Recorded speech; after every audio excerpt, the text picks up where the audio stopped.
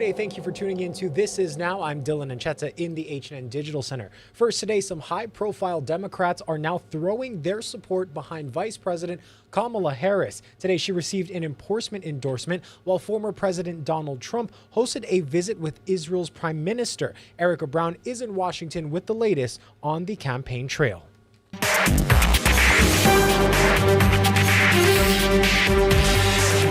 Kamala. Hello. Hi. Hey there. Vice President Kamala Harris got the endorsement of two of the country's most prominent Democrats.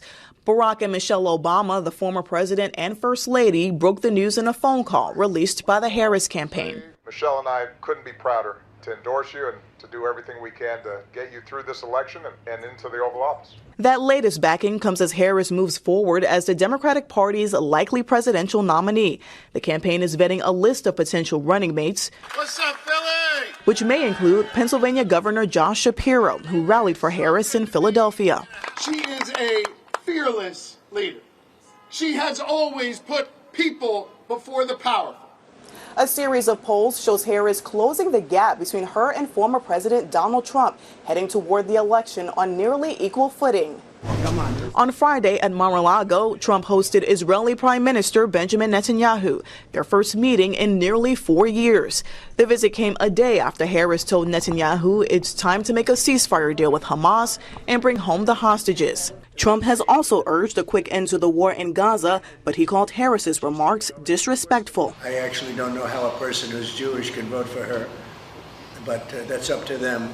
But she was certainly disrespectful to Israel, in my opinion. Both the Trump and Harris campaigns will be on the road this weekend, with Sunday marking exactly 100 days from the November election. Erica Brown, CBS News, Washington.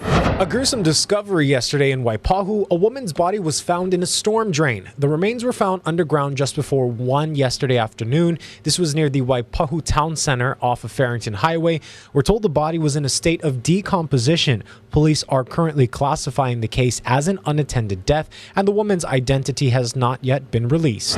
Now to an update on a fire that scorched a home in Aiea on Sunday. Honolulu Fire Department investigators classified the cause of this fire as accidental. Officials said flames originated in a storage area inside the garage of the single-story home on Hapu'u Street.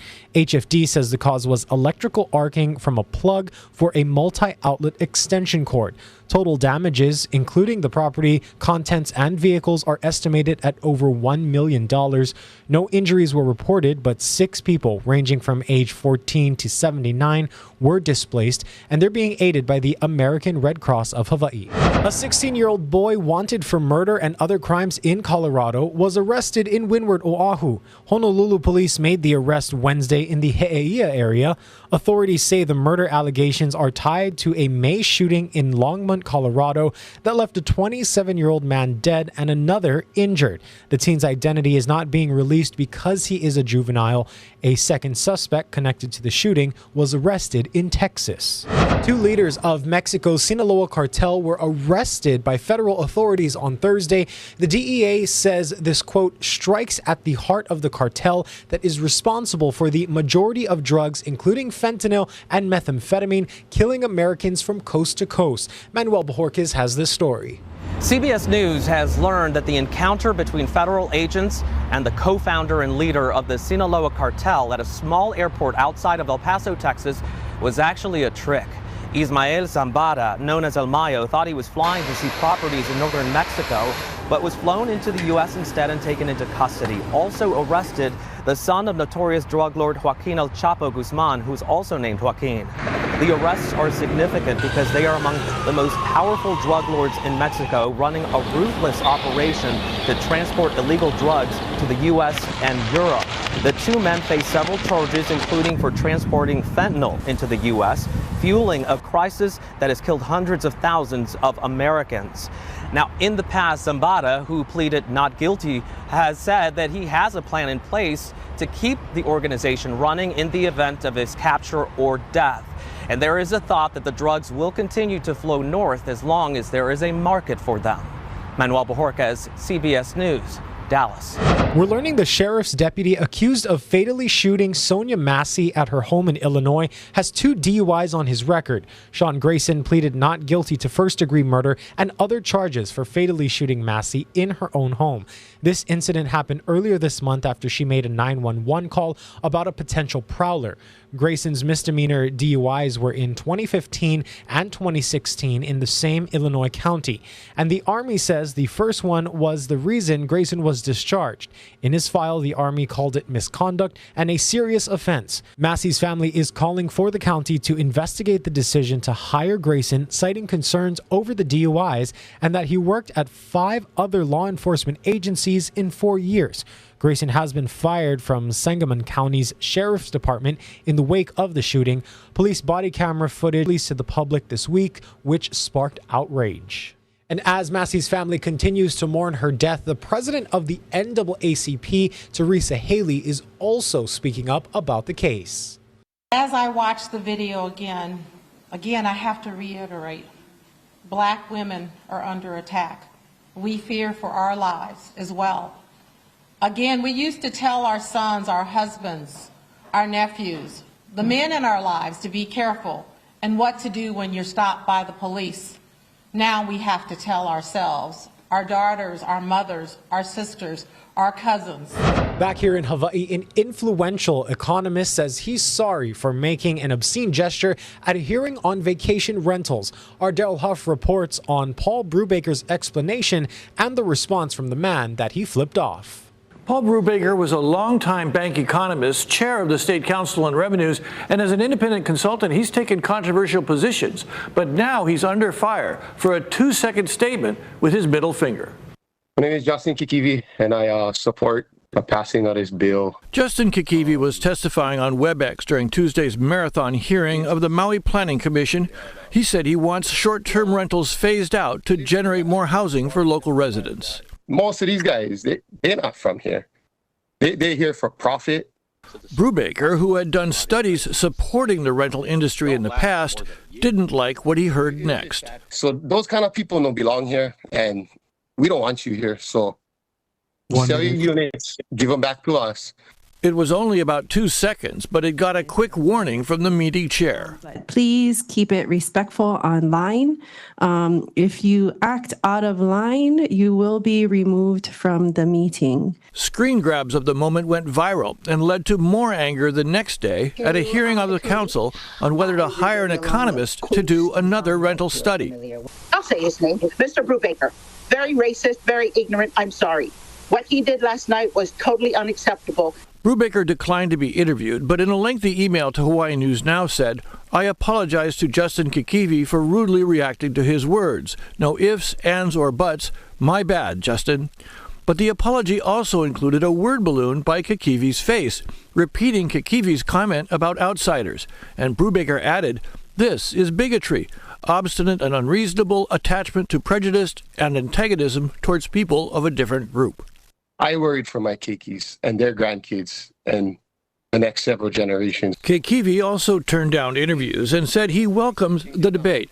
It was very educational and very emotional, so anger and emotional reactions such as Paul's are expected.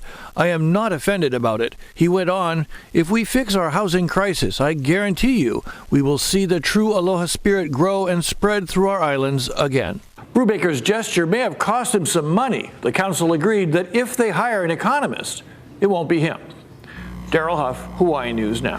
In Leeward Oahu, there's pushback over a kauhale proposal. On Tuesday, a group called Waianae Moku Kupuna Council said it hoped to start building tiny homes for up to 50 homeless kupuna somewhere on the Leeward coast. The council suggested 3 government-owned sites, including state property, on Kulaapuni Street in Ma'ili. But some say they were caught by surprise. Folks can't say not in my backyard, but what we really need to think about is developing responsibly, developing in places where there is infrastructure, so that if we do have a kauhale initiative here, that our folks that are living here are not knee-deep in water because this is a flood zone area. The initial concern about this kauhale idea, okay, I think it's a good concern, but again, all these officials, elected officials that we have now here on the coastline should work together. The Kupuna Council says it has not formally spoken yet with government landowners and is in the brainstorming phase. And now to the latest on Hawaii's homeless crisis. There was new reaction after an eye-opening stream cleanup on Oahu. As our Ben Gutierrez found out, campers have already begun returning to the dangerous hideaway in Pava'a. A group of homeless people have been using this section of Makiki Stream beneath King Street for shelter. However, a few of them have returned, even though the city cleared away most of their belongings earlier today.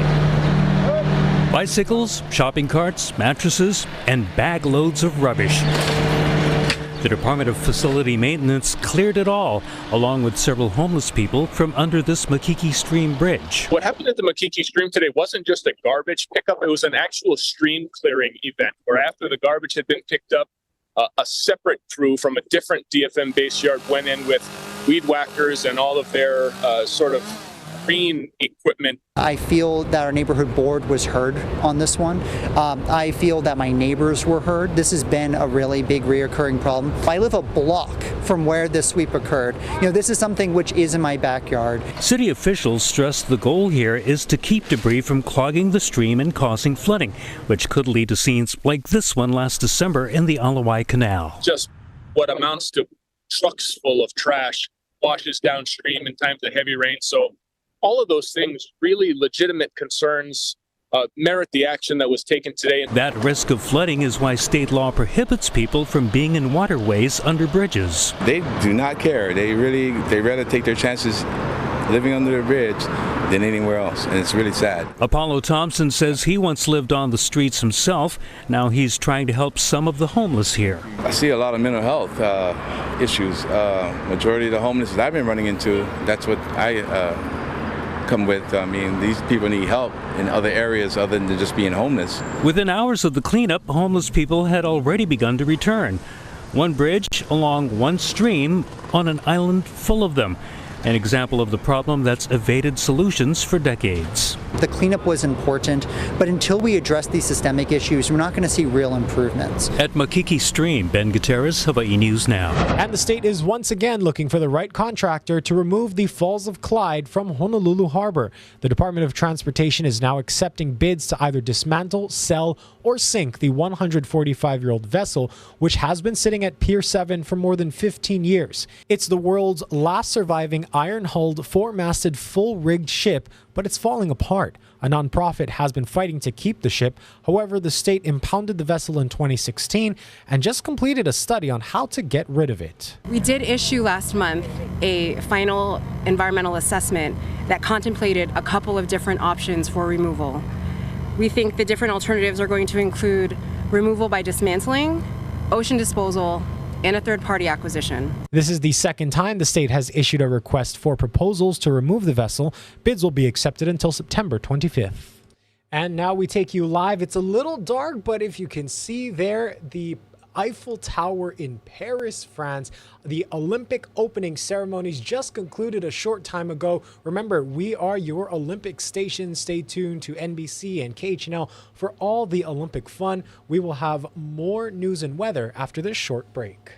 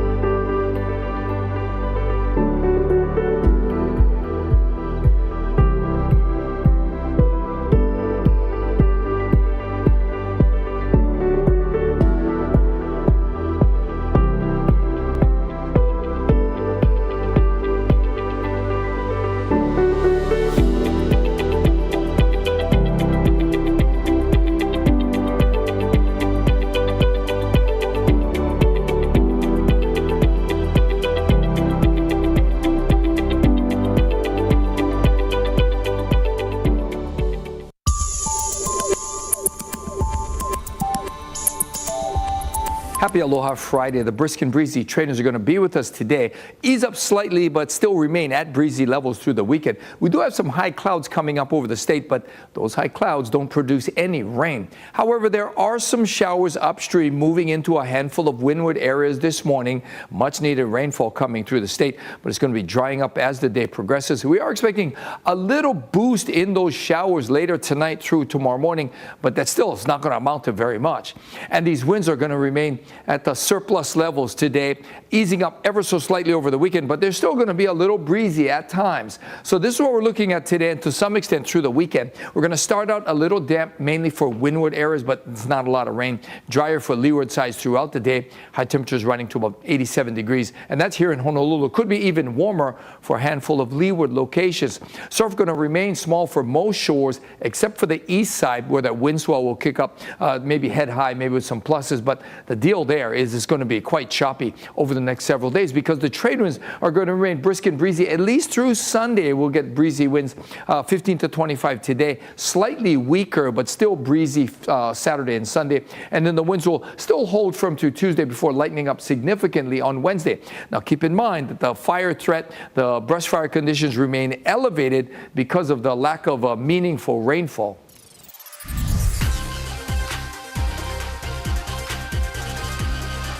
Hey, happy Aloha Friday, everyone. Kyle Davis, Digital Center. It is time for your sports update. Kyle, we're finally here. It's something that we're excited about. Fall camp for Football the Rainbow Warriors. Here. It's here, Kyle. Well, you were there. What was it like? How are the players? So first 3 days, they started on Wednesday. Today was day 3. And, the vibes are high. I've covered the Timmy Chang era Rainbow Warriors now for going into their third camp. And, obviously the first 2 years, you're kind of learning the system, learning the coach, learning everything. But I feel like this year it seems a little bit more cohesive. It's kind of they know the system, they know everything. And now it's really just kind of expanding upon what they were able to do last season at the end of the year, winning 3 out of their last 4. So the vibes are high. The team is confident, and they bring back a lot of important pieces on both sides of the ball. So the expectation, I think, throughout camp is to have a breakout season and breakout year. Well, we are getting closer to the season coming up. It is an exciting time, and speaking of exciting times, today's opening ceremony, the Olympics have started. The Paris Olympics 2024 have started, and we got to talk about some Hawaii athletes that are over there. One of the best in surfing, Kyle, Carissa Moore, says she's excited for this. Yeah, this is kind of going to be her last go around as far as competitive surfing for a little bit. She's going to take a step back from competitive surfing after the Olympics. So we obviously wish her well. She's the first gold medalist in Olympic surfing on the women's side ever. So that's always something that she kind of looks towards. And, being able to be back-to-back would be crazy and a very proud accomplishment for her. And they're over in Tahiti right now. They're going to be surfing that massive wave in Tahiti. Guy Hagi did a really good profile piece on her, and it's up on our website. And we have a bunch of profiles that have already come out and that are starting to come out throughout the game. So Monday, I was able to catch up with Micah Christensen. He's on the men's volleyball team. He is a Kamehameha graduate. Kiahi did a really good piece on John Florence, the other Hawaii representative in the surfing competition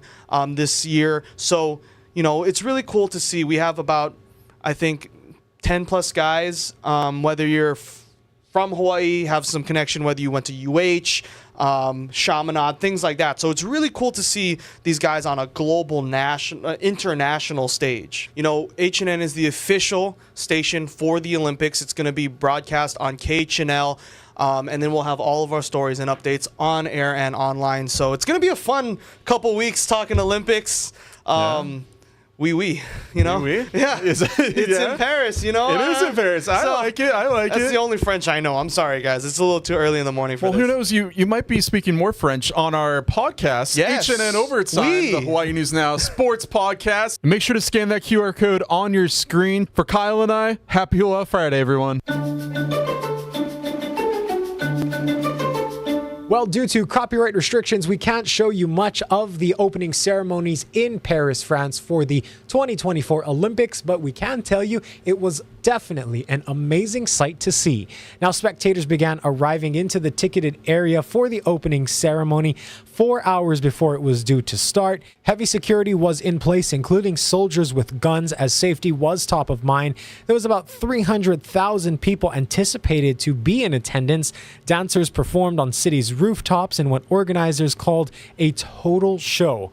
Some 45,000 police and thousands of soldiers have been deployed in a huge security operation for the opening ceremonies.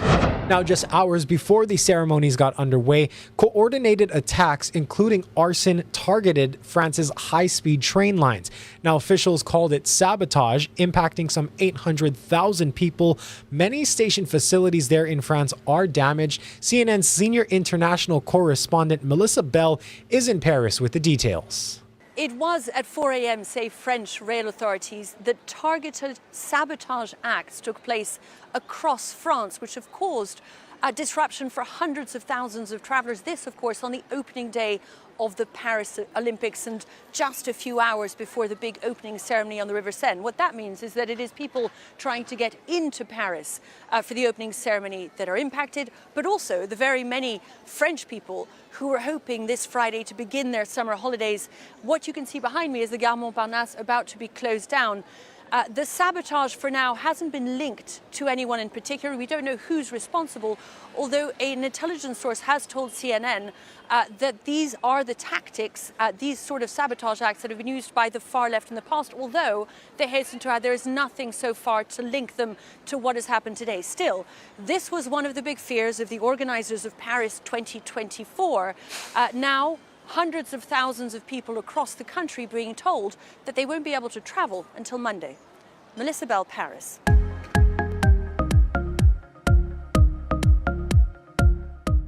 And a Texas woman is celebrating her 115th trip around the sun. Elizabeth Francis of Houston is the oldest person in the United States after turning 115 on Thursday.